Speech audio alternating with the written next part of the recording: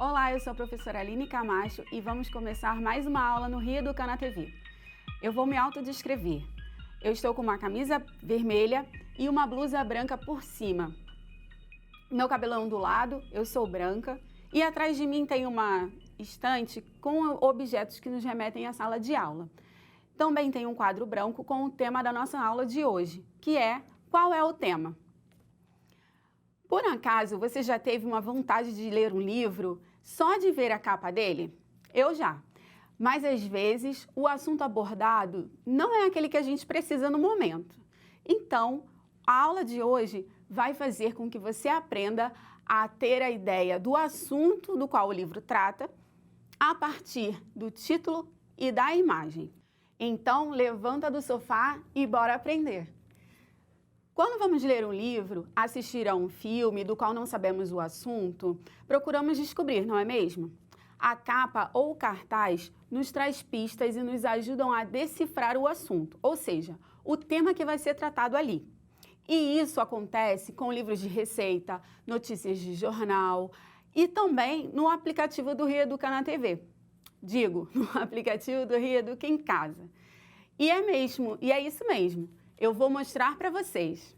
Quando entro no aplicativo e clico na aba Outros, tenho várias opções e entre elas está a sala de leitura. Só pelo título dessa aba é possível saber o que tem nela, correto? Na sala de leitura da escola temos muitos livros. Esse fato me dá a ideia de que nessa aba existem livros de histórias. Uma dica que eu dou quando você tiver dúvida em alguma palavra é usar o dicionário. Ele sempre nos ajuda a saber o significado das palavras e acaba nos ajudando na descoberta do tema também. Mas para vocês entenderem melhor, eu trouxe dois livros que eu gosto muito. O primeiro se chama Viagem ao Redor do Mundo, esse livrão aqui. E o outro se chama Contos Africanos. Vamos começar a analisar o livro A Viagem ao Redor do Mundo.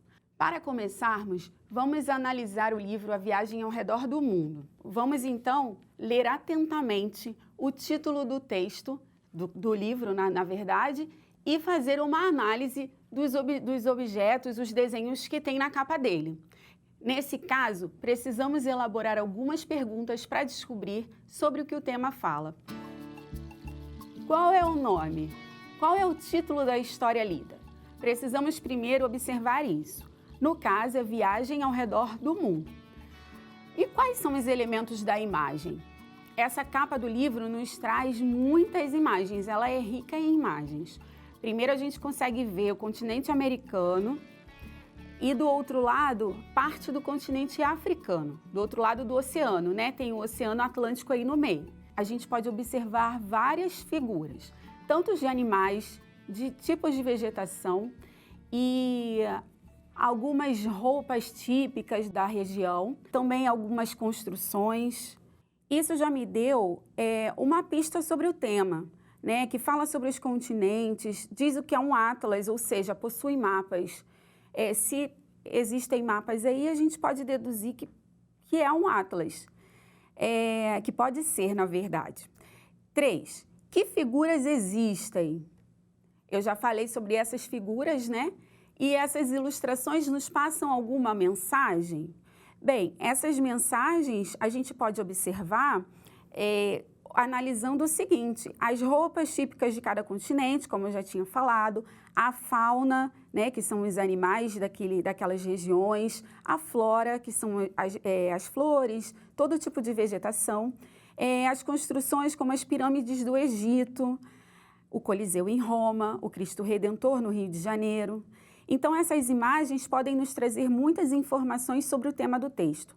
Podemos encontrar também algumas histórias que são apenas ilustradas, ou seja, utiliza a linguagem não verbal, mas mesmo sem a escrita podemos compreendê-la. Na próxima questão, a gente vai descobrir para que serve o texto. Ora, para que serve esse tipo de texto? Ele serve para conhecermos a localização dos países, a cultura, a vegetação, os animais de cada continente, o clima e muitas coisas. E na próxima pergunta o que você espera encontrar nessa leitura? Nesse caso, queremos encontrar informações que nos levem a conhecer outras partes do mundo. E a nossa última pergunta é o seguinte: qual é o assunto abordado, né? O que a gente pode deduzir aí com todas essas informações? O livro aborda a localização geográfica e aproveita para abordar questões culturais, étnicas, clima, fauna e flora, além da hidrografia, que são os rios que existem nas regiões. E nos passa também muitas outras informações. Logo, podemos concluir que o livro é um atlas voltado para o público infantil, que mostra os continentes, a fauna e a flora, além dos diferentes povos e culturas em cada parte do mundo. A gente pode perceber que é um livro infantil em função das imagens, o tipo de imagem que o livro nos traz. E agora vamos falar sobre o segundo livro, Contos Africanos. Vamos fazer as mesmas perguntas que nós fizemos para o outro livro. A primeira é qual o nome e o título da história lida. Nesse caso é Contos Africanos. E quais são os elementos da imagem? Nesse livro existem figuras que são máscaras africanas, aquelas que são usadas em rituais e cerimônias. Então, que figuras existem, né, nessa capa do livro? Essas ilustrações nos passam alguma mensagem? Bem, nesse livro existem figuras de máscaras africanas que são utilizadas em rituais e cerimônias, animais da fauna africana e elementos utilizados na confecção de artesanato. E para que serve esse texto? Bem, a partir desses elementos que existem na capa, dessas ilustrações, nós podemos perceber que ele serve para informar ao leitor características do continente africano. E o que você espera encontrar nessa leitura? Se a gente está falando de continente africano e temos vários elementos que nos remetem à cultura deles, né, dos povos da África, nós podemos perceber que essas informações são sobre cultura, sobre a fauna e a flora e também o espaço geográfico. Então, qual é o assunto abordado? O assunto abordado é a riqueza do continente africano, mostrado através de contos passados de geração para geração, onde antes de cada conto escrito, a história do seu país de origem era contada de forma resumida, assim, oralmente. Então, os contos, a gente tem que prestar atenção nessa palavrinha, que é uma palavra-chave aí no título do texto, né? Contos são histórias, né? São narrativas sobre um determinado povo, sobre um determinado país. Podemos perceber, então, que o livro tem como tema contos originários do continente africano. E contos são narrativas curtas que possuem acontecimentos breves, sem grandes complicações de enredo. E há apenas um clímax, né? No caso, a tensão da história. E esses contos geralmente falam sobre cultura de um determinado local. Nesse caso aqui, do livro Contos Africanos, eu vou abrir para vocês.